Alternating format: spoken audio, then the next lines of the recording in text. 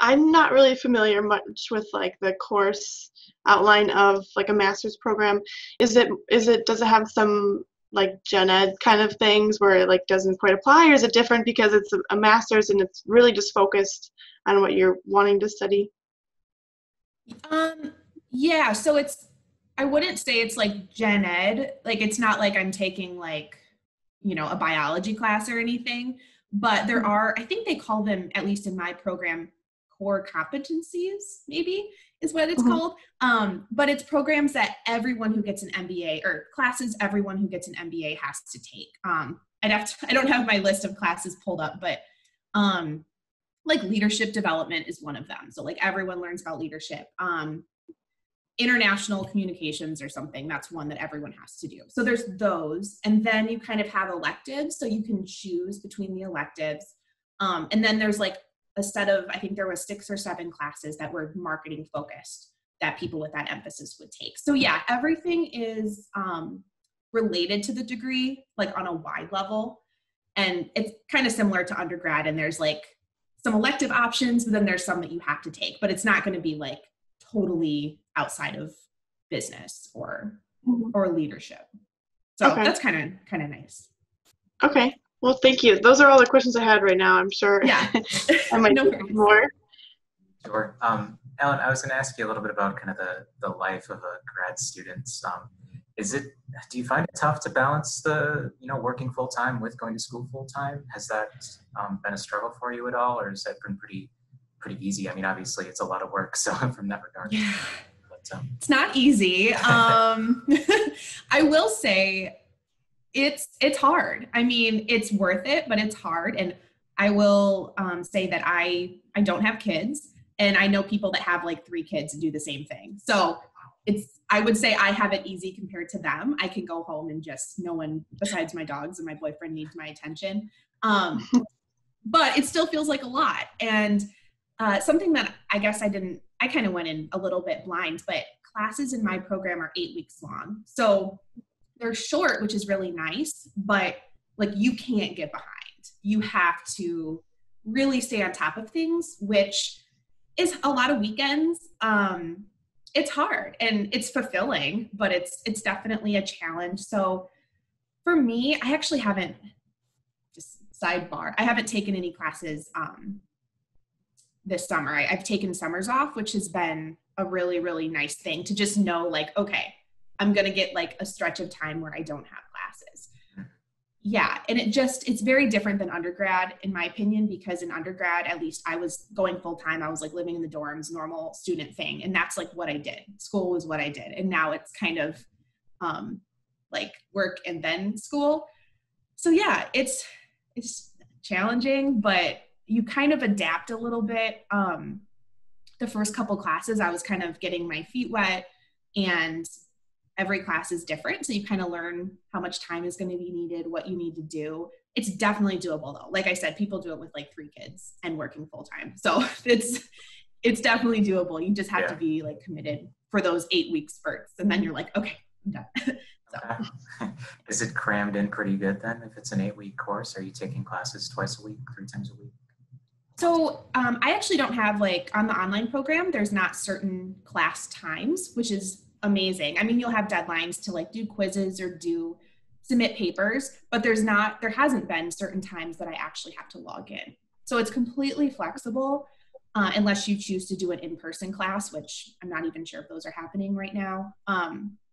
So that's been nice. Yeah, I don't have to I can kind of do it on my schedule. Interesting. Okay, I didn't realize that was the case. That's really interesting to hear. Yeah, it's really nice. Yeah, obviously with current times, it's not really applicable to you with the online program, but have you heard anything from Whitewater about how the MBA program is working throughout this kind of crisis? Is it you're pretty outside of it, so it's not really something you had to worry about? Yeah, I'm kind of I'm online anyway. I know that Whitewater is having some in-person classes this coming fall. I'm not sure if they're MBA classes. They do offer MBA classes on their campus. But I know that the MBA online fall is continuing like normal. So that's good. Is there anything that you would have changed about your process so far? If you could go back and look at it again, anything you would have said, okay, I want to do this differently. Take too many courses at once, or change strategies to pursue, or anything like that? I like what I'm doing so far. I think I'm pretty happy with it. I think one of the things that I'm like every start of every semester or every class, I'm like, okay, you're not going to get behind. Like you are not going to get behind. And so it's so easy to see the professor send out stuff and you're like, oh yeah, I have like 2 weeks. I'll look at that later. And then it's the night before and you're like, oh my gosh, I should have had X, Y, Z done. And that's been the biggest challenge for me, is just staying on top of everything. And there's a lot of stuff in the MBA program, like reading, that you don't necessarily have to do to complete an assignment. So I found that a lot of it is like, you get what you get out of it, what you put in. It's not like every single, chapter is going to have a quiz, or every single whatever. It's kind of like, here's the material. Here's the lectures that you can watch, or you could not watch it and, they probably wouldn't know, but it's really about like holding yourself accountable, which I feel like it's really hard sometimes, because it's, you can kind of get away with things being kind of independent. No one's like watching you or babysitting you in any way. So that's been the biggest challenge for me, is really keeping myself motivated to learn as much as I can in every course, because I'm not going to have all those little assignments to like always keep me on track. It might just be like, okay, here's a paper in 4 weeks. In this time, you should be reading and watching lectures. So yeah, that's the hardest part for me. Interesting. Okay. Is there anything you've kind of taken from the fact that you've been in a kind of the workforce for a couple of years that's kind of translated well to the MBA program, that you're kind of thankful that you already had that experience in the professional world? Or would it have been easy for you to just jump right into it from college? Yeah, I think it would have been way harder to jump right into it. And that's also just given my field too. I don't think that that's necessarily, some degrees I think are better suited to going right from undergrad.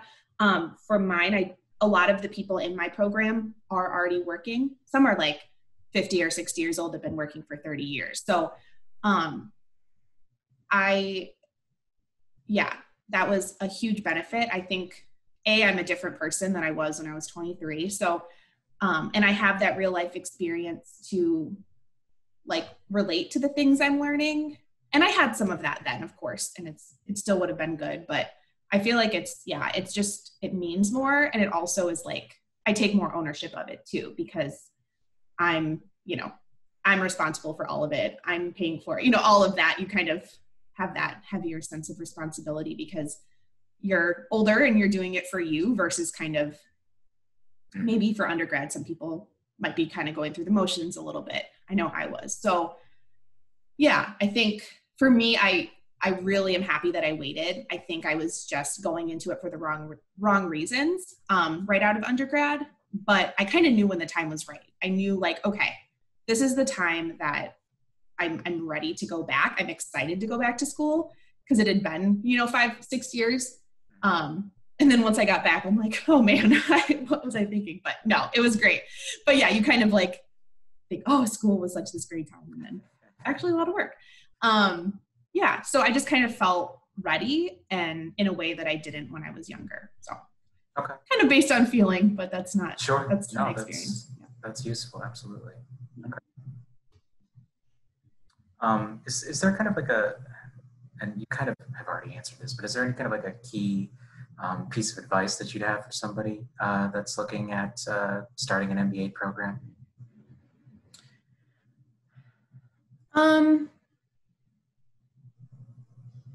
Piece of advice. I think kind of back to what I said, like do it when you feel ready and because you want to, and really see, like go into it knowing your end goal. Where for me, I didn't have that 5-6 years ago, but now I don't know exactly what my end goal is, but I know that I want to be in a field in which that degree program is going to help me get those like upper management jobs that I want to have. And I've met people with that degree and I see the positions they have, and that's what I want. So that gives me a lot more like purpose and motivation to complete the program. And that has been really helpful to me, is feeling like, okay, I can push through this because this is going to help me in like a way that I can actually define. And for some people, I think they might just love learning and love that process enough to not have to have as concrete of an end goal. But for me, I think that really helped, rather than just getting a degree to have one. I don't know if that's the right answer, but that's, no, that's okay. That's my experience. Perfect. No, that's helpful. Absolutely. Okay. You kind of have a bit of a unique experience in that you're doing this online.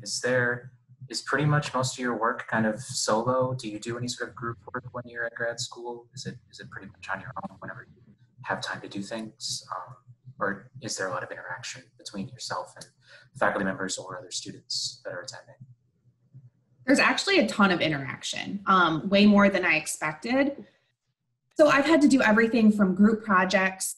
We'll have video calls like this and kind of figure it out. I've had to do like debates over the phone with people. One class I was in I had to call somebody different that I didn't know every week, and we'd have to debate something. And actually it was super fun. I was so nervous, but it was great. Discussion boards are like huge. I don't know if those are a big thing in undergrad right now. They weren't at my school because I was in person, but so many discussion boards. I mean, every class you're posting, responses to a lecture or answers to a different question. So, and then you have to comment on other people. So it's super interactive, which is nice. And Whitewater is small enough where you start to see some of the same people in different classes. So you're like, oh yeah, I was in this class with you. So I've actually gotten to know some people, which has been really nice. I didn't really expect it, but you can you have that commonality of like being a graduate student and seeing each other in some of the same classes. So that's been cool. But yeah, you are not like on your own, that's for sure. You were held accountable. Gotcha. Erica, any other questions popped up into your head over the last couple minutes? Yeah, I do have one question. I had talked to someone who like had gotten their master's degree, but it was in something with exercise science and sports management. But she had gotten it done in a year, and I know she said she had done like the most amount of credits you could, but she said like the average was like 4 credits a semester or something like that. Can you explain like what the average is for credit loads? Because I know things are different, and it's obviously 8-week class is much different than like a 14-week class in undergrad. Right.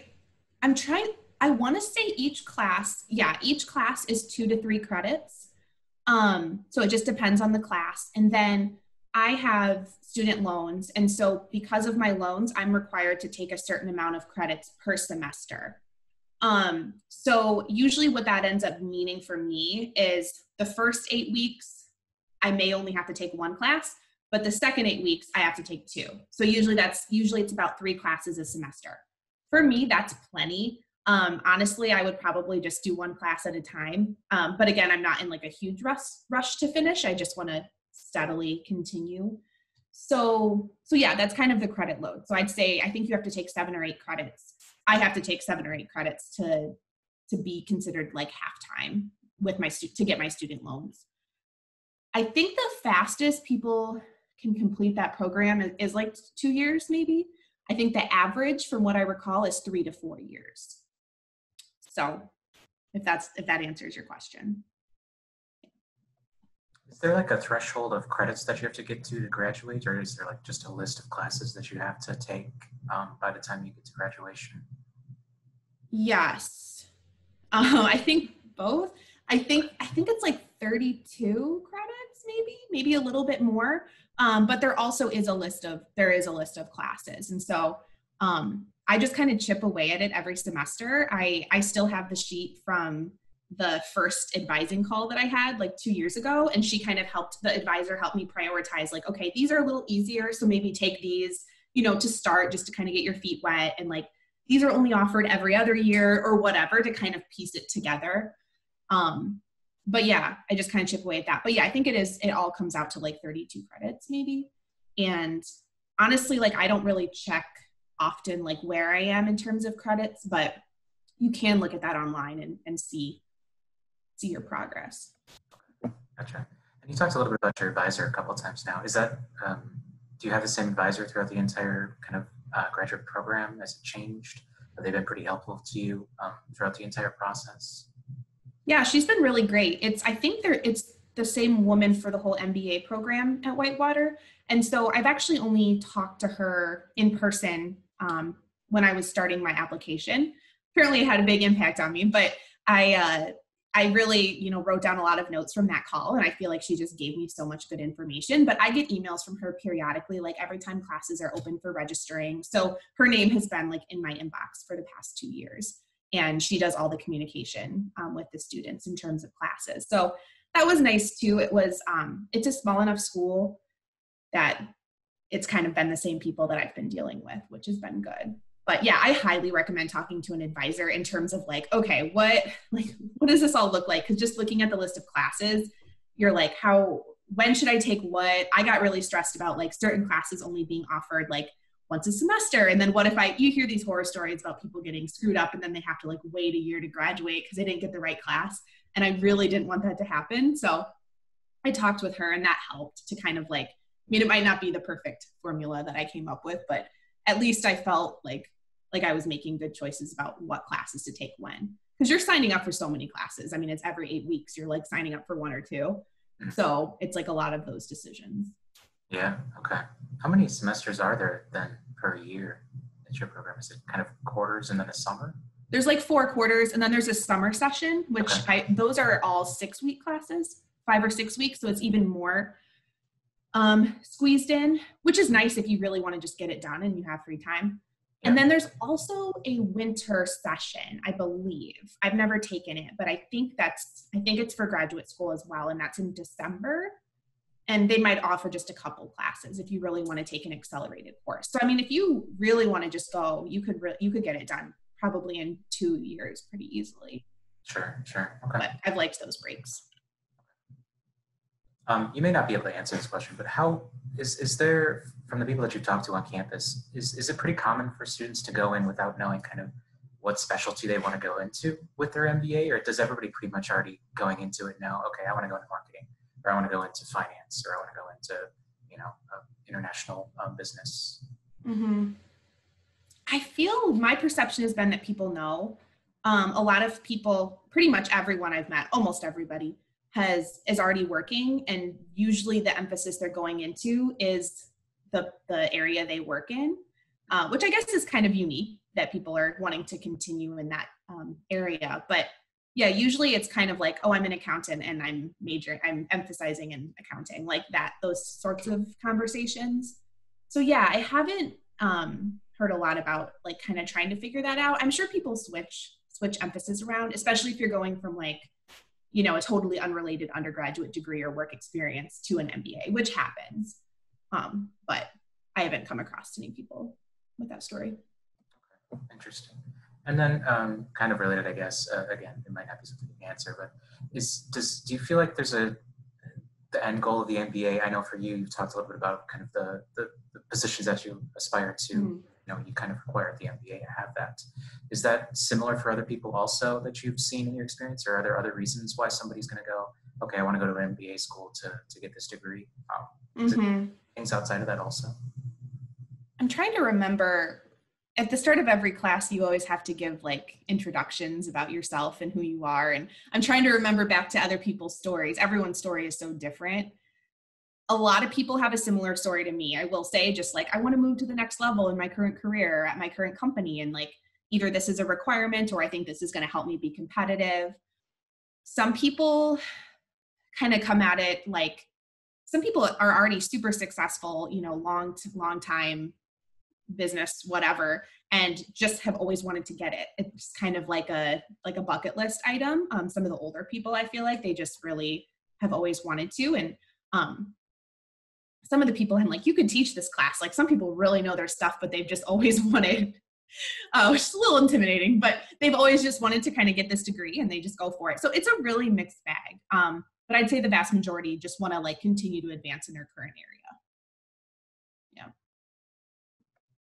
Interesting. I think that's all the questions that I had prepared for you, Alan. Erica, did you have any other questions that you wanted to ask? I just had one more question. It kind of has two parts. I was just wondering how much research you put into which school you wanted to go to, and also like if you would recommend Whitewater, or if you there was another school that was like your second choice that you know what was like your deciding factors on going to Whitewater's MBA school.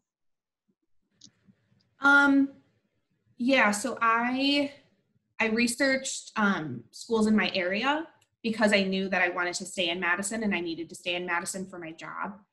So the only schools I actually like went to introductory sessions for are UW-Madison and then UW-Whitewater.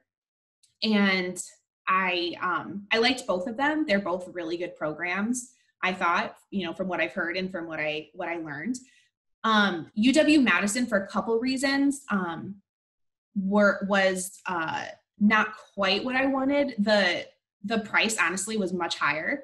But you got to do some super awesome things. Like they give you an iPad and you go on an international trip. So there were definitely some cool perks to that as well. Not quite all the bells and whistles at Whitewater, but I was okay with not having those things, even though it would have been cool.